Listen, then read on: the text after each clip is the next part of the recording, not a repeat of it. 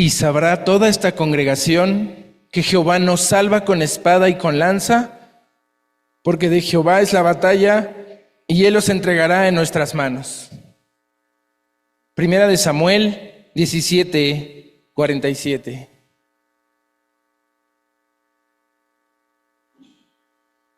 Vamos a leerlo todos juntos. Primera de Samuel 17:47. Todos con nuestra Biblia. Y sabrá toda esta congregación, siervo fiel, que Jehová nos salva con espada y con lanza, porque de Jehová es la batalla, y Él os entregará en nuestras manos. Amén. Este es el centro de la serie. Por fin llegamos al centro más interesante e importante de lo que hemos estado viendo 4 semanas seguidas. No son las primeras palabras de David, como yo suponía, y estaba intentando amarrar el texto, ya vi que hay unas previas, pero no hay palabras más fieles, más poderosas, más llenas de fidelidad de un ser humano que puede expresar a su Señor y a su Dios. Son las que centran toda la atención de lo que hemos estado hablando los últimos 4 domingos, y las que deberían estar grabadas en nuestra memoria, en nuestro corazón y en todo acto de nuestra voluntad. Y vamos a hacer aún un mayor zoom a este versículo. Dice Primera de Samuel 17:47, y sabrá toda esta congregación que Jehová nos salva con espada y con lanza, porque de Jehová es la batalla, y Él los entregará en nuestras manos. Amén.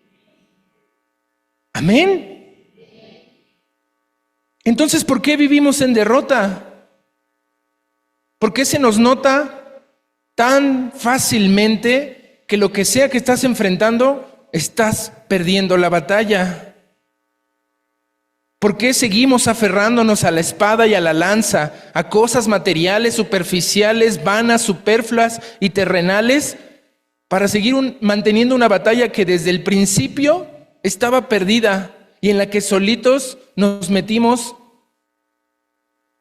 a perder?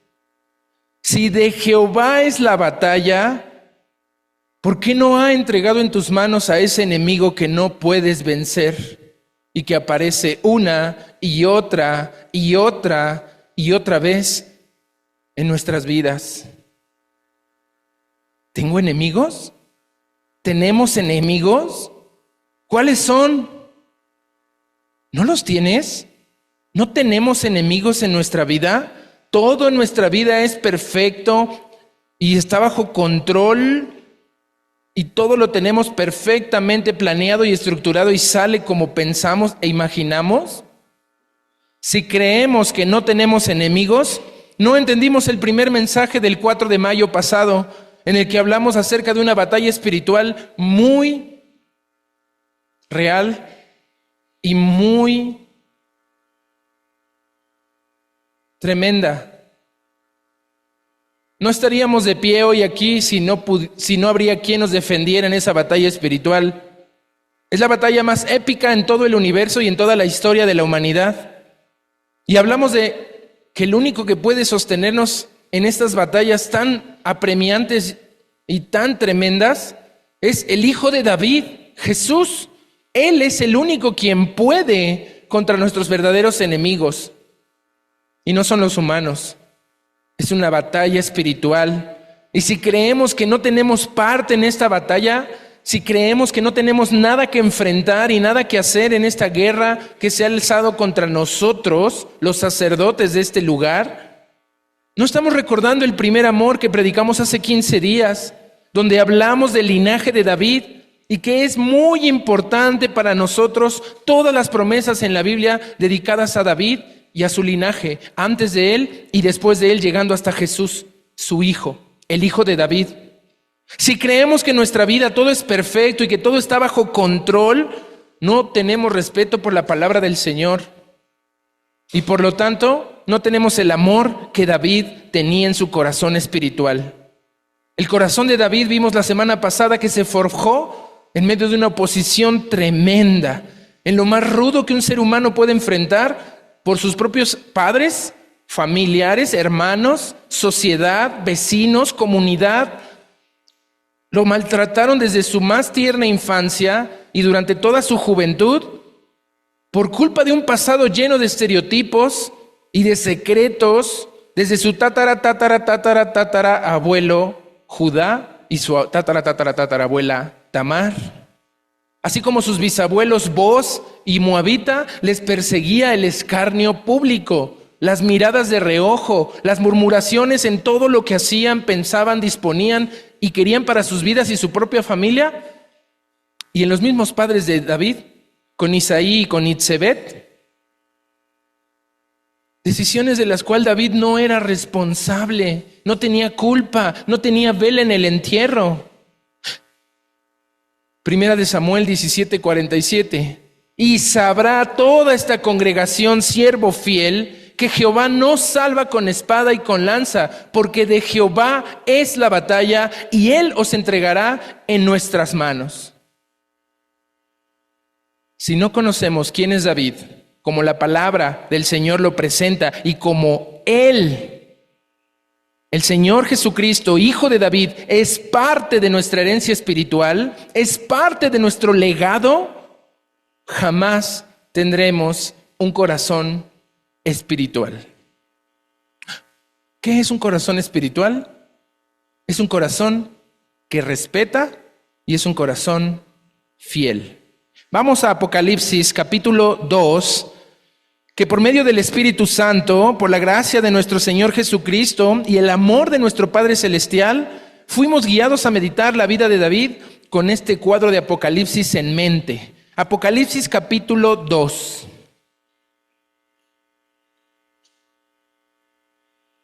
Hoy vamos a seguir hablando de un corazón como el que menciona esta parte en Apocalipsis 2, 2 al 5. Tu primer amor, ese que tal vez ya no recuerdas, ese tal vez que nunca has tenido, ese tal vez que sigues traicionando una y otra vez.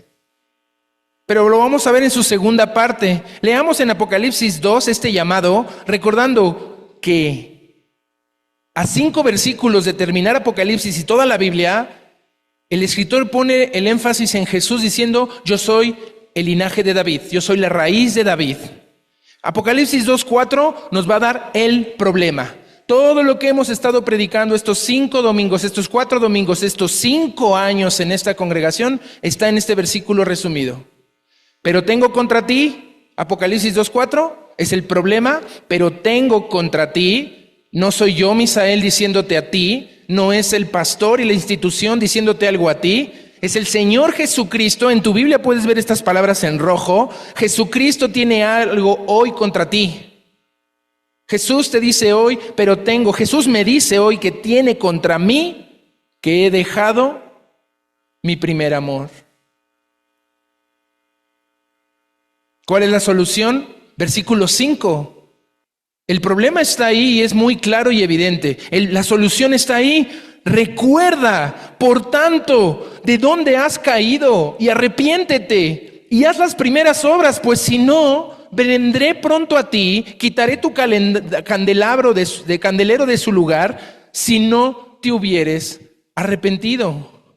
Este candelero habla de posición, no de salvación.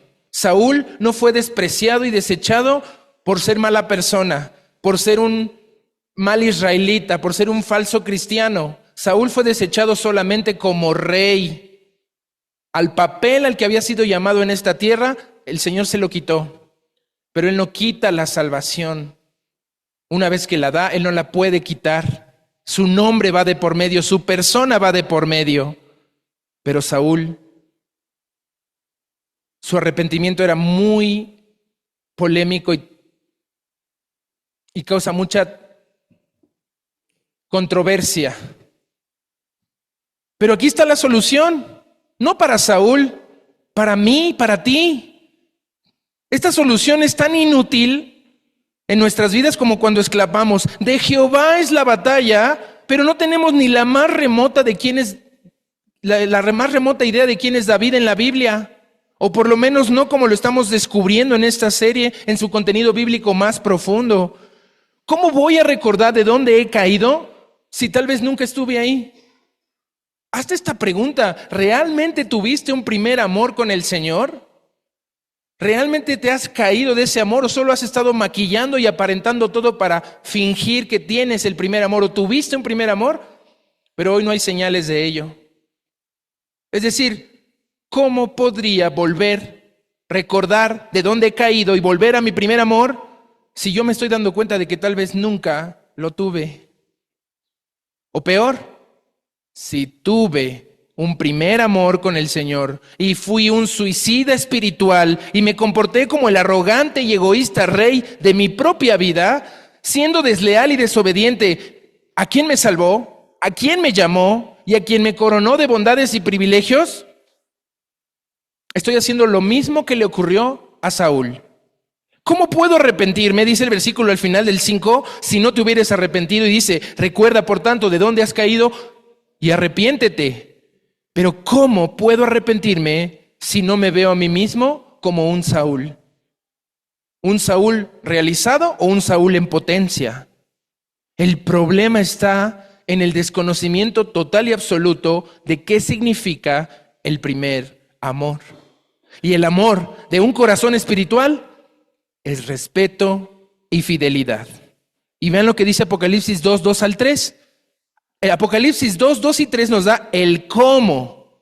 La Biblia no está ordenada como nos gustaría que esté, no está a modo y no es cómoda, pero tiene una verdad que tienes que descubrir, trabajar, estudiar, creer, aplicar. Si ves que en el 2.4 está el problema y en el 2.5 está la solución, el arreglo artístico y el arreglo literario de que el cómo esté en el 2 y el 3 es algo que tienes que ir averiguando al leer y al volver a leer. Porque no lees para informarte y tener una buena novela turca en tu cerebro, no. Es para tener una relación con Dios. Toma esa nota. En el 2.4 está el problema, en el 2.5 está la solución, pero en el capítulo 2 de Apocalipsis, versículos 2 y 3, está el cómo. Está la base, la clave y la definición del primer amor. Dice el versículo 2, yo conozco tus obras y tu arduo trabajo y paciencia. Esto lo vimos ya la semana pasada con respeto. Respeto es arduo trabajo y paciencia. Y que no puedes soportar a los malos y has probado a los que se dicen ser apóstoles y no lo son y los has hallado mentirosos. Hoy quiero cerrar esta parte como parte del respeto a David que vimos la semana pasada. Y después vamos a ver el tema de hoy en el versículo 3, en las primeras 7 palabras. Y has sufrido y has tenido paciencia. La semana que viene cerraremos toda esta serie con lo que resta del versículo 3. Y has trabajado arduamente por amor de mi nombre y no has desmayado. Hoy veremos la fidelidad de David, abordando a fondo los más impactantes momentos de David, así como los más dolorosos. Si tú crees que la infancia y la juventud de David fue tremendamente dolorosa, esto se va a poner peor de aquí a que es rey. Hoy veremos la paciencia sufrida, la fidelidad de David. Ese es el título de hoy, la paciencia sufrida, la fidelidad de David. Un amor que nació, que creció y se fortaleció en medio de faltas de respeto por sus más queridas personas, pero por todo el pueblo, por toda esa congregación a la que le dice en 1 Samuel 17:47, y toda esta congregación sabrá. La congregación era muy infiel y hoy vamos a ver esto que es la fidelidad, así que vamos a orar. Señor, necesitamos acercarnos a tu palabra, entendidos de que tienes algo más para nosotros. No nos la sabemos, no la tenemos resuelta, no hemos entendido que es el primer amor. Sí, hablamos de él con nostalgia, lo que se llama aquí cantar en viña, que fui famoso, que hice, que actué, que... ¿Y hoy? ¿Dónde está ese corazón espiritual que respetaba al Señor, sus instituciones y su palabra? ¿Dónde está ese corazón fiel ante cualquier circunstancia y situación, ante cualquier cosa, ¿dónde está nuestra fidelidad? Ayúdanos hoy a encontrarla en tu palabra. Te lo pedimos en el nombre de tu Hijo Jesús. Amén. Vamos a abrir el Salmo número 9 que hemos abierto en estas series. Vamos al Salmos capítulo 5. Salmos capítulo 5. Hemos visto una larga serie de salmos. Puedes ver las predicaciones pasadas, o si tienes tus notas, lo que hemos visto en Salmos ha sido maravilloso. Y en el Salmos capítulo 5 vamos a encontrar un lamento. Profundamente David lamenta su condición humana, no solo por las agresiones y las faltas de respeto de sus allegados, sino por lo que él mismo va a cometer pronto en la siguiente serie. Pero este lamento individual de David es un ruego a que el Señor conteste su oración, y a David le encantaba orar como lo hacía su hijo Jesús por las mañanas. Muy temprano David estaba en la mañana. Vean lo que dice Salmo 5. Escucha, oh Jehová, mis palabras, considera mi gemir. Está atento a la voz de mi clamor, Rey mío y Dios mío, porque a ti oraré. Oh Jehová, de mañana oirás mi voz. De mañana me presentaré delante de ti y esperaré. David nos enseña que una relación con Dios es temprano en la mañana, lo más temprano que puedas. En la noche no funciona tu cerebro igual. Está desgastado, se quiere distraer, quiere hacer scroll en cada red social en la que has estado horas y horas y horas scrolleando videos. En la noche tu cerebro necesita dormir. Pero cuando llega el alba, cuando empieza a amanecer, y un poquito antes, desde las 4 o 5 de la mañana, tu cerebro está en la mejor condición si te dormiste a las 8 de la noche. Sí, ya sé, yo no lo hago, ¿verdad? Por eso estoy como estoy. Pero eso es lo sano, no lo digo yo, lo dicen los médicos. Y si no crees en médicos, lo dice la Biblia en Salmos 5:3. Ahora bien, ¿qué es lo que está queriendo David mostrar en este salmo? No solo que él se presenta ante Dios en las mañanas, sino ¿por qué? Porque a lo largo del día vas a enfrentar enemigos mortales, enemigos que no tienen piedad y solo quieren destruirte y destruir tus relaciones y lo que el Señor te ha regalado. Esos enemigos están descritos en el versículo que sigue. Dice el versículo 4, porque tú no eres un Dios que se complace en la maldad. El malo no habitará junto a ti. Los insensatos no están delante de tus ojos, y aborreces a todos los que hacen iniquidad. Destruirás a los que hablan mentira. Al hombre sanguinario y engañador abominará Jehová. Aquí David está describiendo el odio profundo e incansable del Señor de gloria contra los malvados, contra el pecado y contra la muerte. ¿Dios odia? Sí, Dios odia el pecado, Dios odia la muerte, y Dios odia que te alejes de ti renunciando a Él, siéndole infiel, siéndole adúltero. Y vean el versículo 7, donde David le pide al Señor un camino diferente, un camino de justicia. Mas yo por la abundancia de tu misericordia entraré en tu casa. Adoraré hacia tu santo templo en tu temor. Guíame, Jehová, en tu justicia. A causa de mis enemigos, endereza delante de mí tu camino.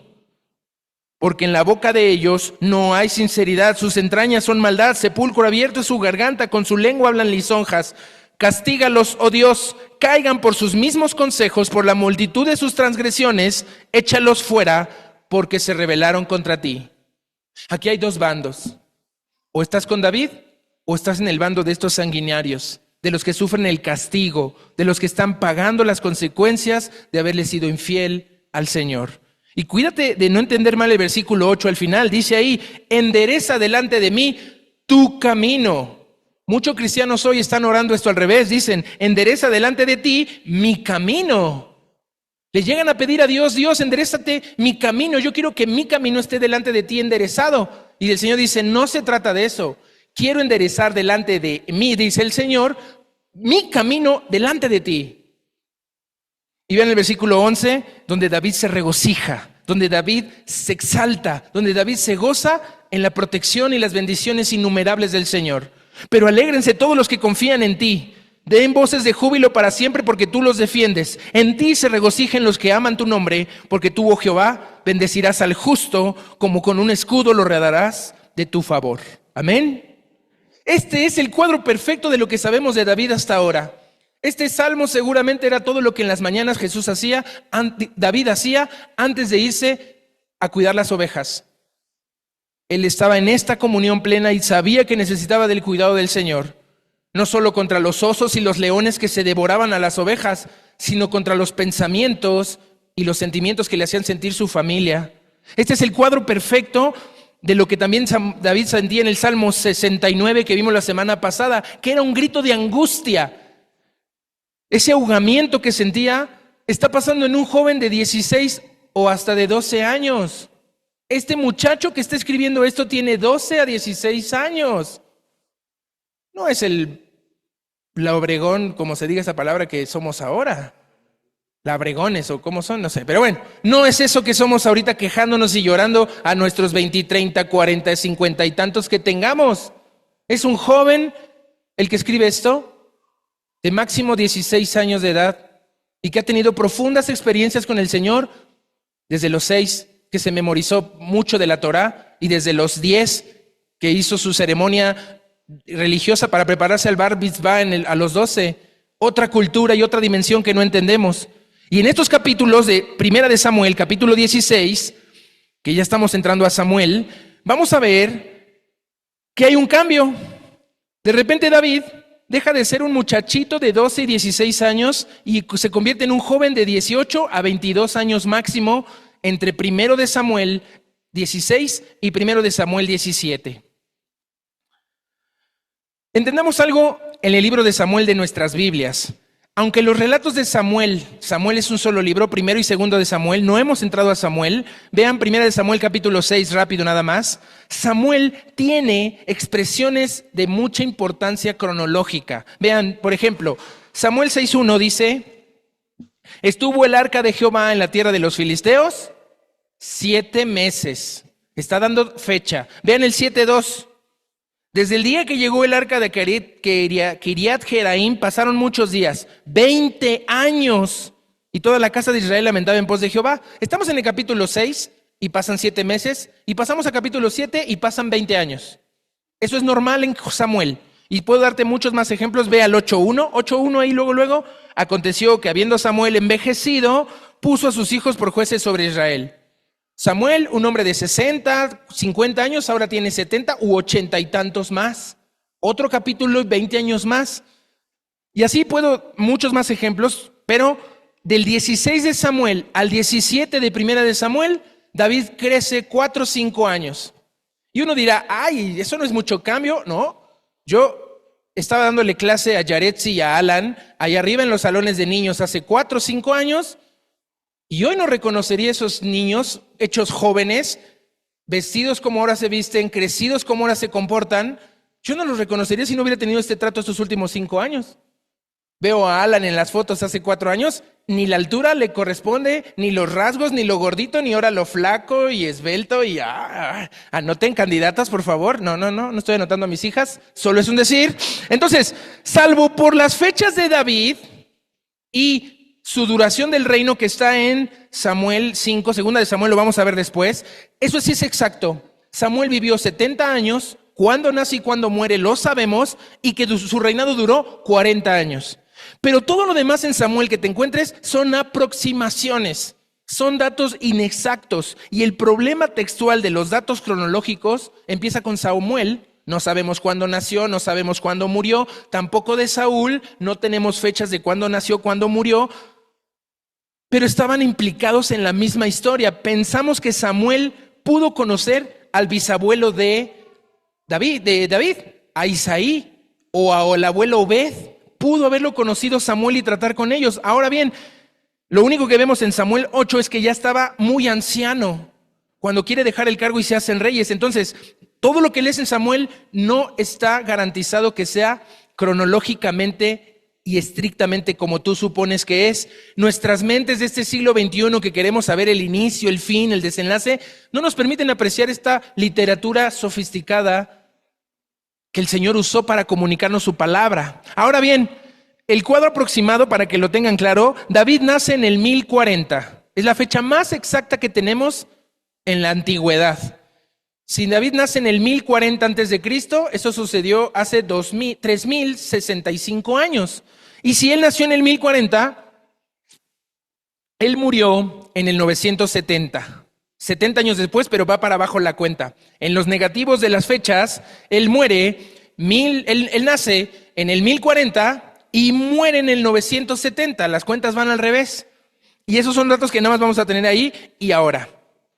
Lo que sí es imprescindible que reconozcamos en Primera de Samuel es que los hechos no ocurren en forma cronológica. Todos los eventos que se registran en el libro no quiere decir que son una secuencia cronológica. Veamos esto en Samuel 17. Vamos a Samuel 17 y vean lo que dice el 54. Primera de Samuel 17, 54. Me salté del 47 que leímos al 54 y dice así. Y dice, y David tomó la cabeza del filisteo, la trajo a Jerusalén, pero las armas de él las puso en la tienda. Esto es falto de cronología. No pudo ir a Jerusalén porque Jerusalén no estaba conquistada, estaba en manos de jebuseos, todavía David no la ha tomado, todavía David no es rey, no pudo haber llevado la cabeza de Goliat a Jerusalén cuando Jerusalén no existía. Pero no importa, el dato es que la llevó a Jerusalén y está aquí. No debería de estar este versículo aquí, pero está queriendo darnos contexto, amplitud, datos. Esta escena son posteriores a las comentadas en el 55. Por ejemplo, en el 55 empieza una conversación. Y cuando Saúl vio a David que salía a encontrarse con el filisteo, le dijo a Abner, general del ejército, oye Abner, ¿de quién es hijo ese joven? Y Abner respondió, no sé, vive tu alma, oh rey, que no lo sé. Y dijo el rey, pregunta de quién es hijo ese joven. A ver. Regresemos a 1 Samuel 16. Dices 1 Samuel 16. 1 Samuel 16 dice, 21, y viniendo David a Saúl, estuvo delante de él y le amó mucho y le hizo su paje de armas. ¿Cómo? Lo ama, estaba con él, le tocaba el arpa, le cantaba la canción de cuna, al despertar dormía el rey, lo arropaba, lo ama, lo hace oficial de su gobierno y un capítulo después se olvida y no sabe ni de quién es hijo ni quién es él. Ok, tengamos atención en esto porque vean el versículo 57 de 1 de Samuel 17. 1 de Samuel 17, 57. Y sí, tu Biblia la tienes que leer así, yendo adelante y yendo atrás, yendo adelante. Ay, pero yo me la quiero echar toda de corrido desde Génesis hasta Apocalipsis. Ay, jamás has pasado de Éxodo, por favor. Sigue una recomendación, sigue un plan. La Biblia no es como cualquier libro que lees, como Harry Potter o Orgullo y Prejuicio, nada de eso. La Biblia es algo más. 1 de Samuel 17, 57 dice, y cuando David volvía de matar al filisteo, Abner lo tomó y lo llevó delante de Saúl, teniendo David la cabeza del filisteo en su mano. A ver, ¿no estaba la cabeza en Jerusalén? ¿Cómo la lleva en su mano? Pongan atención. Esto tal vez no lo habían notado, pero en la Biblia existe. La cabeza está en la mano de David, todavía no la lleva a Jerusalén, aunque el 54 diga que ya está en Jerusalén. No. Son cosas que están salteadas y hay que armar la Biblia. Hay una Biblia cronológica que venden en Maranata. No está tan bien como yo lo hubiera hecho, ¿verdad? No es cierto, pero hay cosas que cronológicamente lo primero que deberías leer es Job. Job se lee primero que Génesis, o bueno, Génesis 1 al 3 y luego lees Job antes de Noé. Y así funciona la Biblia, ¿ok? Era lo que les quería comentar. Bueno, vean el versículo de 40 del 17. Un dato más para que lo tomen en cuenta y vuelvan a leer esto, pero con paciencia. Esta semana empezamos 1 de Samuel. Hoy leemos en la noche 1 de Samuel 1 al 4. Vamos a leer Ruth 1 al 4 y mañana comienza 1 de Samuel. Tómate el tiempo, tómate el compromiso. Vean el versículo 40 del 1 de 1 de Samuel 17. 40. ¿Qué dice? Y tomó su cayado en su mano y escogió 5 piedras lisas del arroyo y las puso en su saco pastoril, en el zurrón que traía, y tomó su honda en su mano y se fue hacia el filisteo. E inmediatamente después debes de leer el 55. Ahí cronológicamente pasas del 40 al 55.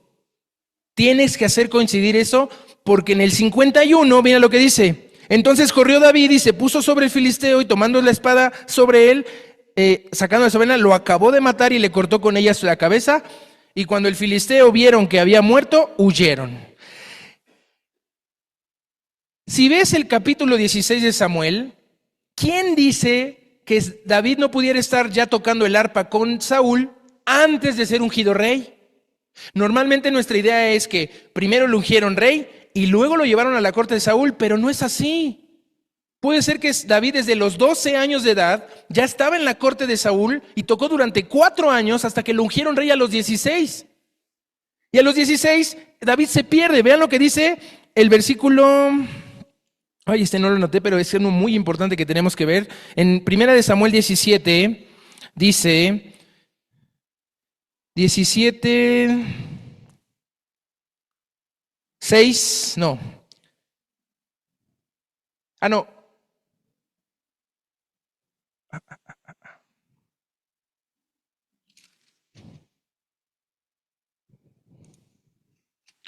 Estamos hablando de los filisteos, en el 1 de Samuel 17, los filisteos. Ahí está.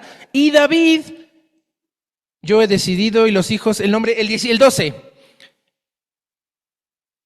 Estoy encontrando justo el pasaje así que es un detalle. Ahí está, 15. 1 de Samuel 17, 15. Vean lo que dice esto. Este pasaje es muy importante. Dice, pero David había ido y vuelto, dejando a Saúl para apacentar las ovejas de su padre en Belén. Ido y vuelto, ido y vuelto. A los 12 Saúl lo contrata, se pone a tocar, Saúl se vuelve loco, mata a un siervo, rompe las cortinas, David se espanta y se va a las ovejas. A los 13 lo vuelve a llamar Saúl, lo trae a Monte Gilgal, donde está la capital, y vuelve a tocar el arpa. A los 14 duró un año ahí, se volvió a ir con sus padres. David iba y venía al reino y a la casa, al reino y a la casa. Detalles que no entendemos y no vemos si no ponemos atención. Ahora bien, vean Samuel 17, 47 que leí. Esta congregación sabrá que Jehová no salva ni con espada ni con lanza, porque de Jehová es la batalla y él los entregará en nuestras manos. Leamos el 45, desde que David empieza a hablar. Entonces dijo David al filisteo, tú vienes a mí con espada y lanza y jabalina, mas yo vengo a ti en el nombre de Jehová de los ejércitos, el Dios de los escuadrones, a quien tú has provocado. Jehová te entregará hoy en mi mano, y yo te venceré, y te cortaré la cabeza, y daré hoy los cuerpos de los filisteos a las aves del cielo y a las bestias de la tierra, y toda la tierra sabrá que hay Dios en Israel. Toda la tierra sabrá que hay Dios en Israel. Lo vimos con el arte de David. El David en el Museo Soumaya o allá en Europa de Miguel Ángel Bonaretto es conocido históricamente por toda la tierra.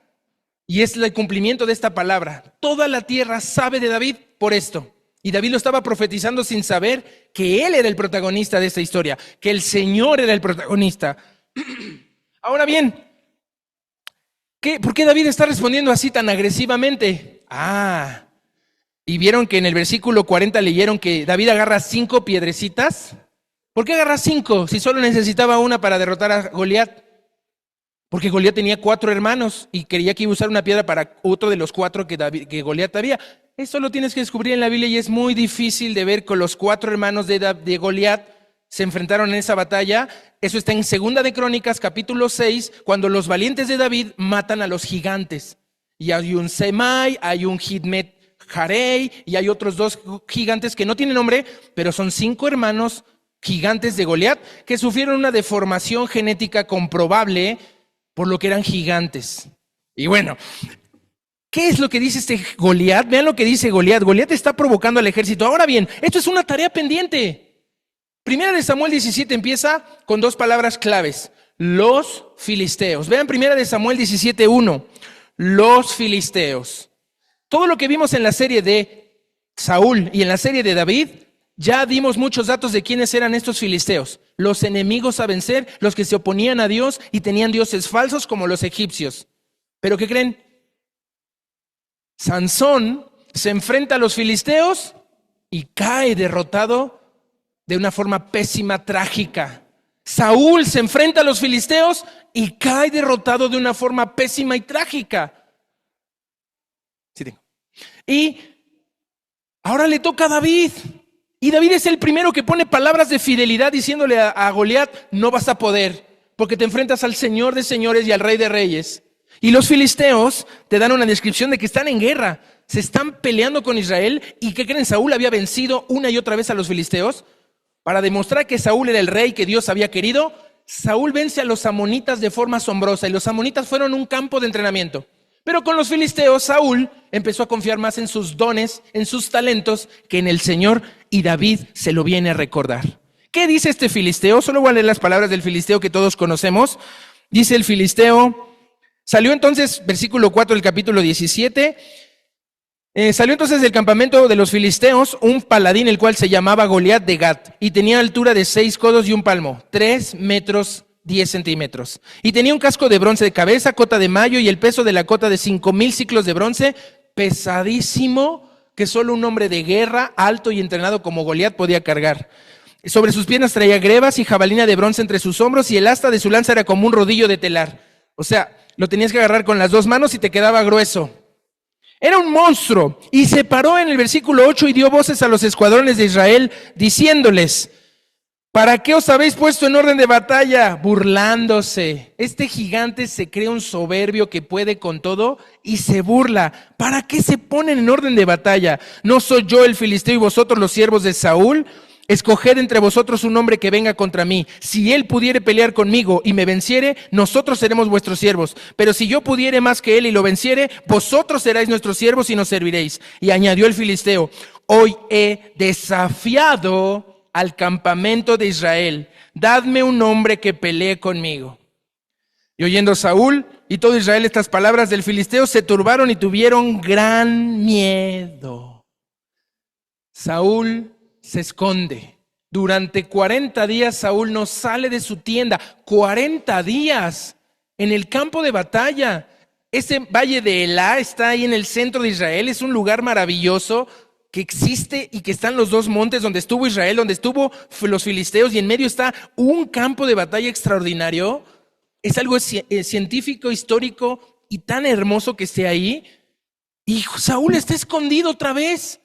Antes de ser rey estaba escondido tras las ovejas y ahora está escondido en su tienda porque hay un gigante monstruoso que lo quiere atacar, que lo quiere vencer. El pueblo se empieza a desesperar, el pueblo también está temblando y aquí aparece David.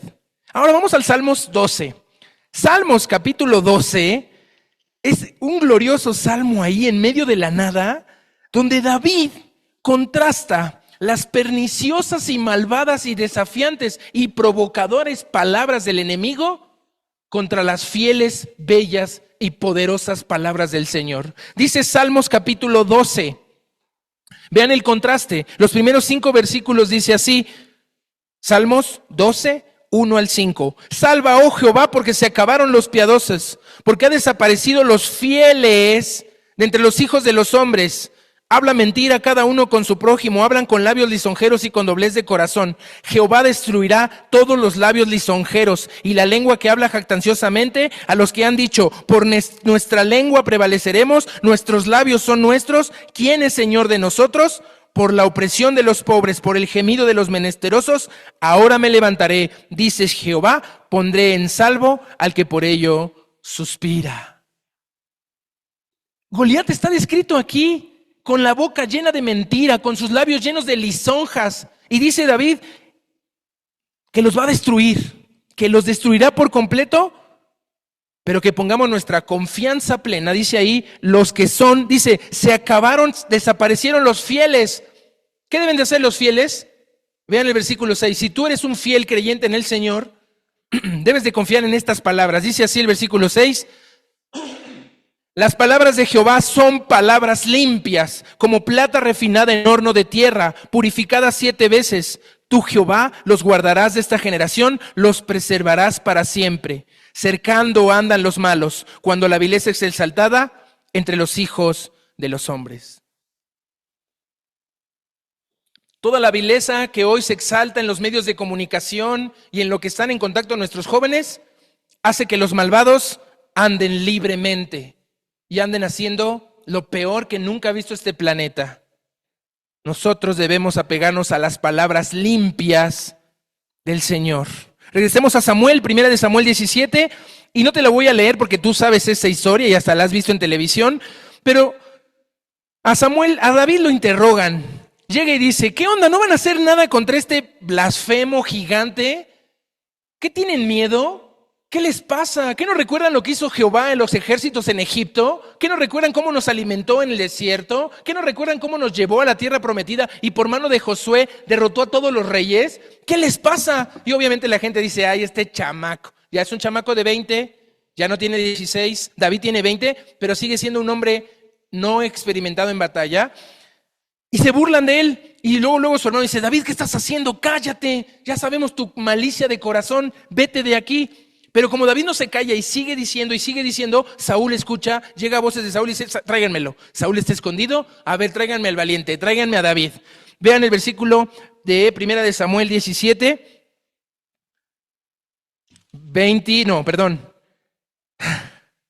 32, 31, el contexto. Fueron oídas las palabras que David había dicho y le refirieron delante de Saúl y lo hizo venir. ¿Y quién habla a quién?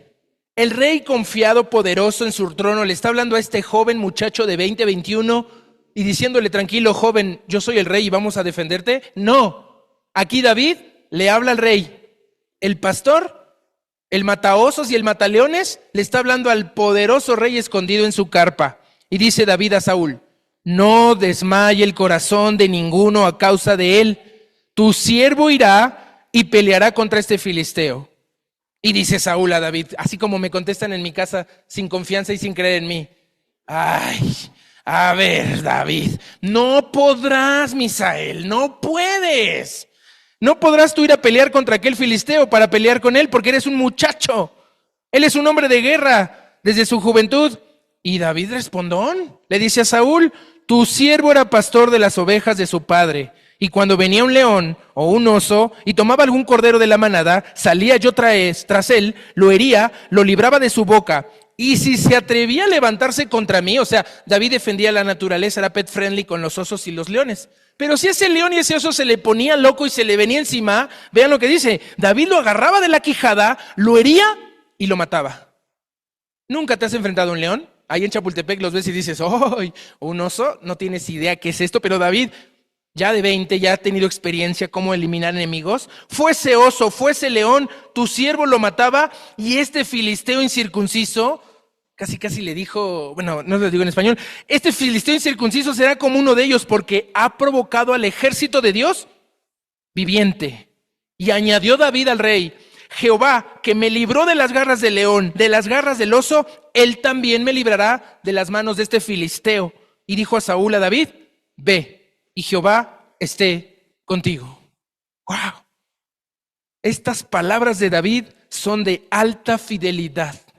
No de la de tu televisión de tantas pulgadas. Fidelidad de la buena. ¿Qué es fidelidad? Fidelidad dice que es lealtad. Observancia de la fe que alguien debe a otra persona. La fidelidad de David estaba enfocada en Dios. Él tenía ojos para Dios. No estaba viendo lo grande de su problema. Le estaba diciendo a su problema, qué grande es Dios. Esa lealtad, esa honestidad, esa nobleza, esa confianza, esa franqueza con la que vemos a David hablándole a Saúl, es fidelidad. Y esa fidelidad también se llama puntualidad, exactitud en la ejecución de algo. David sabía que si Dios había sido fiel con él en el campo, que si Dios había sido fiel con ellos en el pueblo desde Egipto, desde Abraham, desde Adán, hoy sería Dios fiel con David. ¿Podrá ser fiel Dios contigo hoy? Pero esas son tus palabras. La fidelidad es una noción que en su nivel más abstracto implica una conexión verdadera con una fuente. David estaba conectado a la fuente de vida. David estaba conectado a la fuente de inteligencia. David estaba conectado a la fuente de bravura y valentía. Su significado original de fidelidad está vinculado a la lealtad. Por eso la serie anterior se llamó Traición Espiritual, Deslealtad y Desobediencia. Y la serie de ahora se llama Corazón Espiritual, Respeto y Fidelidad. Cuando uno atiende a su deber, la palabra de fidelidad deriva de fidelitas. El deber, cuando Pipín o Merry en El Señor de los Anillos le dice al rey, al Denethor, el senescal de Minas Tirith en Gondor, no sé de qué le estoy hablando, ok. Este hobbit le hace lealtad al rey, le dice, yo te prometo que voy a serte fiel porque yo vi a tu hermano, a tu hijo morir, a Boromir nos defendió con su vida, ahora soy tu siervo. Y Gandalf le pone un coco al hobbit para que se calle y dice, ya te comprometiste, ya no te puedes echar para atrás. Eso era fidelidad. Y ese hobbit hizo eso, era fiel. Y así es como Dios quiere que seamos fieles. La fidelidad es entonces el cumplimiento exacto, puntual y leal de tu palabra. Otro tema que nos interesa, porque toqué al inicio estas palabras de David, que decimos con nuestra boca: de Jehová es la batalla, pero nuestro corazón sigue aferrado a armas terrenales. Y la Biblia nos llama la atención una y otra vez de cuán aferrados estamos a las cosas terrenales. Sí, confío en Dios, pero no puedo faltar a mi trabajo. Él es primero. Sí, confío en Dios, pero no puedo soltar a mi mami y a mi papi. Sí, confío en Dios, pero primero lo primero. Primero el placer, primero el deber antes que el placer, dicen unos por ahí. Y con eso traicionan. ¿Sabes qué es lo contrario a la fidelidad que tiene David en estas palabras? Adulterio, infidelidad, deslealtad, promiscuidad. Somos promiscuos con Dios. Somos desleales a nuestro Señor. Somos infieles a la primerita de cambio. Estamos adulterando con algo más y no estamos viviendo el primer amor con nuestro Señor. Esto es todo lo contrario a un corazón espiritual. Esto era en lo que se había convertido Saúl, un desleal y desobediente, un promiscuo que quería los aplausos del pueblo, un adúltero que se enamoró de sí mismo y se hizo estatuas en todo el país, y por eso Dios lo desechó, se asqueó del corazón de Saúl. David tenía un corazón espiritual, un corazón que respetaba al Señor, pero un corazón que le era fiel. Si tú no respetas a tu esposo o a tu esposo, no le vas a ser fiel. Y si tú no le eres fiel a tu esposa o a tu esposo, no la respetas, no lo respetas. Es así de dinámico el amor, es así de impresionante un corazón espiritual. La fidelidad y el respeto van mezclados, van totalmente unidos. Y David entendía esto no en nuestras relaciones humanas y torpes. Él entendía esto con su Señor, su Dios y su todo. Lo que él decía era muy real y lo estaba reflejando en los hechos. Vean lo que dice 1 Samuel 17. Ya leímos esto. David, sabemos que es de 21 años porque ya creció. Ya no era el chaparrito de 12 que tocaba el arpa. Le dice Saúl: ponte mi armadura. David se la intenta poner y dice: pues sí me queda, pero no estoy acostumbrado. No, yo no sé hacer con esto. Déjame hacerlo a mí. Saúl dice: ok, preparen la caja porque este chavo ya valió. O sea, venga. Se quita las cosas David, toma su cayado, toma las piedras. El filisteo le echa palabras horribles y dice David las palabras que les acabo de leer. Y de repente en el 48, y aconteció cuando el filisteo se levantó y echó a andar para ir al encuentro de David, David se dio prisa, corrió a la línea de batalla contra el filisteo, metiendo David su mano en la bolsa. David sí está corriendo, sí está metiendo su mano en la bolsa, está en movimiento y agarrando a Goliat, también está en movimiento acercándose hasta él. Esto es tenso. Esta es una de las escenas más gloriosas y las batallas más poderosas que hay en el universo. Ni Hulk contra Iron, no. Esto es real. Esto sí pasó. El caso es que le da un piedrazo que se le clava en la frente y dice que lo mata. Luego la Biblia dice, bueno, fue y se le puso encima y le cortó la cabeza para acabar de matarlo. O sea, lo remató. Pero fue algo así de glorioso. Y la batalla contra Goliat termina en victoria. Y esa victoria está relatada en Salmos capítulo 8. Vamos a Salmos 8, no pierdan Samuel porque regresamos y vamos. Así se lee la Biblia. Ya sé que a ti te gusta leerte todo de corrido porque entiendes más, pero no es cierto. Has demostrado hoy que nada de lo que te estoy contando lo sabías, por más que lees y no entiendo. Salmos 8, 1 al 9, es cortitito pero es hermoso. David está exaltando un himno de alabanza. Yo creo que este es el salmo que a David se le ocurre en la mente después de tal victoria. Pero lo más maravilloso que David expresa en este salmo es que Jehová se gloría y se ve su majestad al usar a los débiles para derrotar a los poderosos. Vean Salmo capítulo 8. Dice así: oh Jehová, Señor nuestro, cuán glorioso es tu nombre en toda la tierra. Has puesto tu gloria sobre los cielos, y de la boca de los niños y de los que maman fundaste la fortaleza. A causa de tus enemigos, para hacer callar al enemigo y al vengativo. Todo es de él. dice el versículo 1, desde la gloria de los cielos, el universo infinito que no podemos ni contemplar, hasta un bebé que se alimenta de su mamá, como estoy viendo aquí en el mismo público con estos bebés preciosos, eso es del Señor. Y Él ha puesto a esos bebés la fortaleza en nuestros hijos, en nuestras juventudes. Y vean el versículo 3 al 8, todo lo puso bajo las manos del hombre, bajo el dominio del ser humano. Dice, vean esto, aquí tiene sentido, este salmo cuando voy descubriendo y vamos descubriendo juntos todo lo que es David, toma más sentido. Vean el versículo 3, cuando veo tus cielos, obra de tus dedos, la luna y las estrellas que tú formaste, digo, ¿qué es el hombre para que tengas de él memoria? Y del hijo del hombre para que lo visites. Le has hecho poco menor que los ángeles, lo coronaste de gloria y de honra, le hiciste señorear sobre la obra de tus manos. Todo lo pusiste debajo de sus pies, ovejas, bueyes, todo ello, y asimismo las bestias del campo, las aves de los cielos y los peces del mar, todo cuanto pasa por los senderos del mar. Todo Dios nos lo dio a los hombres. ¿Para qué? Versículo 9. Oh Jehová, Señor nuestro, cuán grande es tu nombre en toda la tierra. Lo puso así para que le alabemos, para que le reconozcamos, para que le glorifiquemos. Este salmo dice, si tienes títulos en tu Biblia, dice, al músico principal sobre Gitit. Esa palabra deriva de Gat, de donde era Goliat. Y por eso es la relación que encontramos aquí como un himno de victoria y alabanza, de cómo el Señor usa lo más débil, lo más bajo, para derrotar a lo más poderoso y lo más salvaje que se te puede enfrentar. Ahora bien, aparte del hecho que hablamos de que no se puede garantizar la exactitud cronológica en 1 de Samuel 16 y 17, hay varias explicaciones de por qué Saúl no reconoce a David. Número 1, ya les dije que pudo pasar mucho tiempo entre David, joven, tocando el arpa, un Alan de hace 5 años que lo veía jugar y niño, ahora un Alan que carga equipos, conecta, me ayuda, me hace, hasta es maestro de niños. Ahí estuvo ayudándome hace poquito. Saúl de repente no conoce a David porque crece, y es que los palestinos, los judíos de esa época, hay un libro de un autor que se llama La Tierra y el Libro, muy bonito, de William M. Thompson, y vean, les voy a leer una fracción que encontré que dice así. Estos jóvenes no solamente llegan a la madurez como si fuera por magia, sino toda su belleza antigua desaparece. David, el rubio de ojos hermosos que tocaba el arpa, desapareció.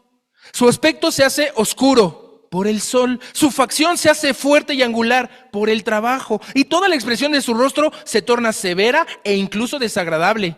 A menudo he tropezado con estas personas en mi experiencia, quienes tenían rostros antiguos, bellos y amigables, pero que al crecer repentinamente, pasando de la niñez, adolescencia a la juventud, son totalmente diferentes y no los he podido reconocer con fidelidad.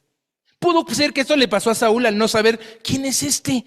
Y el Abner también, ay, no me acuerdo, primo, sí lo teníamos, pero no sé, deja investigar. Bueno, puede ser que eso pasó, y sí, suma esa razón. Pero hay una segunda razón. Acuérdense que Saúl se desconectaba. Se deschavetaba, lo vimos ampliamente en la serie anterior, que Saúl estaba en un estado mental muy inestable, muy dramático. Todo el libro de 1 de Samuel, en el 16, en el 18, en el 19, en el 24, lo vamos a ver acompañando a David. El estado de Saúl era muy anormal. De ser el poderoso y gran rey que Dios nombró para ser, se volvía una bestia como la de Nabucodonosor. Se volvía salvaje, atacaba a sus conocidos, a los enemigos. Saúl tenía una situación mental defectuosa que lo aterraba y que lo volvía en contra de todo. Lo vamos a ver en contra de su esposa, en contra de sus hijos, en contra de todo. Entonces, 1, David creció. 2, Saúl estaba loquito. Y 3, podría ser que Saúl no estuviera totalmente loco, pero Saúl estaba simplemente actuando como si nunca hubiera visto a David. ¿Por qué? No es difícil imaginar esto. Hoy un maestro, un entrenador en el americano y en esos deportes extremos, sin quieren a los jóvenes diciéndole, a ver, chavito, cálmate. A ver. Es esta actitud de Saúl que se pone salsa y le dice, a ver, vea, y lo vamos a ver, mire, vean, 1 de Samuel, no perdieron 1 de Samuel, ¿verdad? 17. Vean las palabras que Saúl usa, lo leímos en el 55 y 56.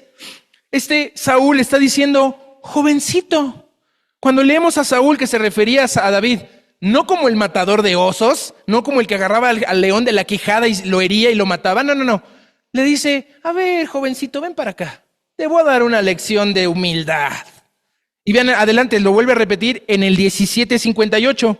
Y le dijo Saúl, muchacho, ¿de quién eres hijo? Aunque no tiene una connotación de menosprecio y negativas de parte de Saúl, estas designaciones pueden ser muy apropiadas a un hombre que ya no estaba acuerdo, que no reconocía al joven que le había servido, pero que ahora le era una competencia terrible. Acababa de matar al tipo del que se estaba escondiendo 40 días. Saúl no solo no puede con su locura, Saúl no solamente no puede con su edad, Saúl no puede con la vergüenza. ¿Cómo este muchacho, este jovencito, sin mi armadura super de Power Ranger y de Transformer, derrotó al gigante con una piedrita? No. Realmente, la supuesta ignorancia que vemos aquí a Saúl contra David puede haber sido una actuación que podríamos llamar una severa arrogancia alimentada por una profunda envidia. Y cuidado, aquel que no tiene un corazón espiritual se va a volver un arrogante y un envidioso insoportable. Todo se va a quejar, todo va a criticar, todo va a tener una mejor idea, todo va a ser insuficiente para él. Y Saúl se está comportando así, que Saúl no conocía a David. No solo David había crecido de ser de 16 a 21, no solo Saúl estaba muy loco y muy mal mentalmente, no solamente Saúl estaba lleno de vergüenza que un muchachito lo hubiera avergonzado de esa naturaleza. Samuel tiene 50, 60 años y cuando un joven de 20 se acerca al de 50, oye, eres un pecador, no, se va mal, no funciona. No solo eso, Saúl también había prometido que el que derrotara al gigante pues había que darle a su padre riquezas, a la novia, todo. Tal vez Saúl solo estaba preguntando, oigan, ¿de quién es hijo para pagar lo que debemos? Ahora ya lo derrotó, ahora denle todo es Isaí, pues llévenle mercancía porque él siempre ha sido bueno. Eso lo va a tener mucha importancia después. Pero, cuidado, porque vean lo que dice el 18:1 de Samuel. Tengo que llegar hasta el 21, aguántenme, en ese reloj me quedan 5 minutos. A ver si llego al capítulo 21 de Samuel. Bueno, esperen. Dice el 18:1. Aconteció que cuando él hubo acabado de hablar con Saúl, esto denota una conversación mucho más extensa. Que Saúl agarró a David, se lo llevó a su palacio, se sentaron a comer, era como las 12 del día en la batalla, había pasado 2 horas de gritos entre David y Goliat, las 2 de la tarde, se quedó a dormir como costumbre la cuestión judía, al otro día en la mañana ya se habían levantado. Saúl y David habían estado platicando, ¿quién eres? ¿Cómo eres? Saúl está intentando entender qué pasó. No caigamos en el error y en la ceguera de los incrédulos al detenernos en errores que creamos que hay contradicciones en la Biblia. Todo tiene explicación y todo podemos encontrarlo si nos dedicamos a leer. Así que, vamos a llegar hasta el 18:1-4, no voy a ir al 21, pero esto lo prediqué hace 9 meses, el 28 de julio de 2024. La predicación se llamó Locura traicionera ante amor jurado. Vean lo que dice. Aconteció que cuando él hubo acabado de hablar con Saúl, el alma de Jonatán quedó ligada con la de David y lo amó Jonatán como a sí mismo. Como en una conversación de pasillo, Jonatán se liga. No, lo tuvieron en casa, se hicieron amigos. Jonatán se enlaza a él y se queda ligado. Y Saúl también, dice el versículo 2, Saúl lo toma, ya nunca más lo dejó volver a casa de su padre. Saúl dice, si este es mi enemigo y me avergonzó matando al gigante, entre más cerca de mí lo tenga mejor. Ya no lo deja volver a su padre como Samuel iba y venía. E hicieron pacto Jonatán y David porque él le amaba como a sí mismo. Y Jonatán se quitó el manto y se lo dio a David y otras ropas suyas, hasta su espada, su arco y su talabarte. Jonatán reconocía la grandeza de David mientras que Saúl se llenaba de envidia. Jonatán le da regalos y le dice, tú eres el rey, tú venciste al filisteo. Y Saúl empieza a ponerse peor. Su estado mental se va a decaer, su confusión, su senilidad, y va a empezar a intentar matar a David. En las relaciones sociales, dentro del compromiso inicial en una relación de amor y de fidelidad, la fidelidad es parte de lo que está diciendo David y Jonatán aquí. Lo dije en esa predicación, tienes que ver, porque este concepto de fidelidad se extiende a relaciones sociales, a relaciones espirituales, la amistad, el matrimonio, la familia y el Señor. ¿Qué tan fiel eres con el Señor? ¿Qué tantos están presentes tus valores de lealtad, tu confianza en sus promesas y tu honestidad con Él y tu respeto mutuo con el Señor? ¿Qué debemos hacer en lugar de dudar? Alabar al Señor. Y para esto vamos a cerrar con Salmos capítulo 9. Salmos 9 es la alabanza al Señor por todo lo que acabamos de leer hoy. David está alabando a Jehová, el juez, el poderoso Señor de los ejércitos, porque destruye al malo, y lo voy a leer. Salmos 9, 1 al 10 dice así. ¿Lo tenemos? Sí, Salmos 9, 1 al 10. Te alabaré, oh Jehová, con todo mi corazón. Contaré todas tus maravillas. Me alegraré y me regocijaré en ti. Cantaré a tu nombre, oh Altísimo. Mis enemigos volvieron atrás, cayeron y perecieron delante de ti, porque has mantenido mi derecho y mi causa. Te has centrado en el trono juzgando con justicia. Reprendiste a las naciones, destruiste al malo Goliat, borraste el nombre de ellos eternamente y para siempre. Los enemigos han perecido, han quedado desolados para siempre, y las ciudades que derribaste, su memoria pereció con ellas. Pero Jehová permanecerá para siempre. Ha dispuesto su trono para juicio. Él juzgará al mundo con justicia y a los pueblos con rectitud. Jehová será refugio del pobre, refugio para el tiempo de angustia, y en ti confiarán los que conocen tu nombre, por cuanto tú, oh Jehová, no desamparaste a los que te buscaron. Amén. Alabanza pura, fidelidad absoluta al Señor. Pero vean lo que pasa en el versículo 13. ¿Qué pide David después de que el Señor es fiel, justo y totalmente correspondiente a su nombre y a su ser? Vean el 13. Dice: ten misericordia de mí, oh Jehová, mira mi aflicción que padezco a causa de los que me aborrecen, recuerdos de su juventud. Tú que me levantas de las puertas de la muerte ante Goliat, para que cuente yo tus alabanzas y en la puerta de la hija de Sión y me goce en tu salvación. Se hundieron las naciones en el hoyo que hicieron, en la red que escondieron fue tomado su pie. Jehová se ha hecho conocer en el juicio que ejecutó, en las obras de sus manos fue enlazado el malo. Selah.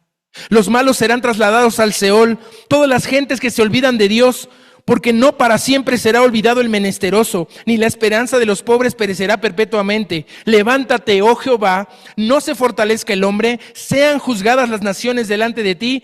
Pon, oh Jehová, temor en ellos, conozcan las naciones que no son sino hombres. Esta parte hoy debería de ser leída en la ONU, para que se humillen. En la bolsa de valores de Wall Street o en cualquier otra bolsa de Londres se debería de leer este salmo, entender que somos hombres, que somos polvo y que el Señor es el Dios de gloria. La historia de David y Goliat es la historia más famosa en la Biblia. No podía avanzar más de estos 2 capítulos de Samuel. Marca el comienzo de la caída de Saúl, pero el ascenso de David al poder. Nos muestra los diferentes que son estas 2 clases de hombres: el desleal y el fiel, el desobediente y el que escucha, el que ama, el arrogante envidioso con el servidor humilde que con una piedrecita mató al gigante. David es pequeño, Saúl es alto, Saúl se esconde, David es valiente, Saúl rechaza el liderazgo de Dios, pero David le confía su vida a Dios. Saúl está afligido por un espíritu de locura y de maldad, David está lleno del Espíritu Santo de Dios. Saúl tiene el trono, pero David tiene un corazón espiritual. En cierto modo, esta historia trata sobre ti y sobre mí. ¿Qué clase de personas y líderes deberíamos de ser? David en un mundo de Saúles. David en un mundo de acoso, de violencia, de menosprecio. Pero lo que es más importante, está describiendo una vez más al Hijo de David, el Salvador que necesitamos. Tú y yo no somos fieles. Somos infieles a más no poder, somos unos adúlteros y promiscuos con el Señor. Pero Jesucristo, Él es el fiel. Él es fiel, siempre fiel y nunca te va a fallar. ¿Tienes una relación con Él? Estás amparado a lo que Él es en tu vida y no a tus armas y a tus herramientas y a tus estrategias humanas. Los enemigos son voraces, tienen mejores armaduras que tú, te ven por encima del hombro y hasta por los dientes están armados para destruirte. La política es violenta y está en nuestra contra. La animosidad cultural perversa que se levanta contra nuestros hijos, que los mutilan y los engañan, no hay armas contra eso. Pero hay peores enemigos que te están murmurando al oído y oprimiéndote, diciéndote: tú no puedes leer la Biblia porque no la entiendes, tú no puedes ir a congregante porque tienes muchos problemas, tú no puedes ser fiel al Señor porque ¿quién eres tú? Ese espíritu maligno que te oprime y que está metiéndote en sus pensamientos, dile fuerte y claramente, y sabrá toda esta congregación que Jehová nos salva con espada y con lanza, porque de Jehová es la batalla y Él os entregará en nuestras manos. Todas las conspiraciones que te murmuran en tu cabeza y que te convencen que no vales nada son falsas. Recházalas. Necesitas un corazón espiritual y necesitas al Rey Jesucristo para librar las batallas que tú y yo no podemos. Él es el Rey. No había nada impresionante en la apariencia física de Jesús. Sus discípulos lo vieron y sudaban. Sus hermanos lo vieron y le dijeron: está loco. La gente lo crucificó, pero Él luchó valientemente contra gobernantes, contra principados y poderes de oscuridad, confiando que su vida valía algo y que estaba en relación con el Padre. Y lleno del Espíritu Santo, Jesús luchó contra la muerte y ganó por ti y por mí. La victoria de Jesús demuestra que Él es el Rey, que Él ha matado a nuestros gigantes y que no tenemos por qué echarnos para atrás, que debemos de confiar en su victoria porque Él es el Rey. Y vean lo que dice Salmos 9, 11 al 12 para terminar. Salmos 9, 11, 12. Es lo que tenemos que hacer día y noche, mañana y tarde, siempre que nos acordamos de Él. Dice Salmos 9, 11. Cantad a Jehová, que habita en siervo fiel. Publicad entre los pueblos de México y de todo el mundo sus obras, porque el que demanda la sangre se acordó de ellos, no se olvidó del clamor de los afligidos. Vamos a orar.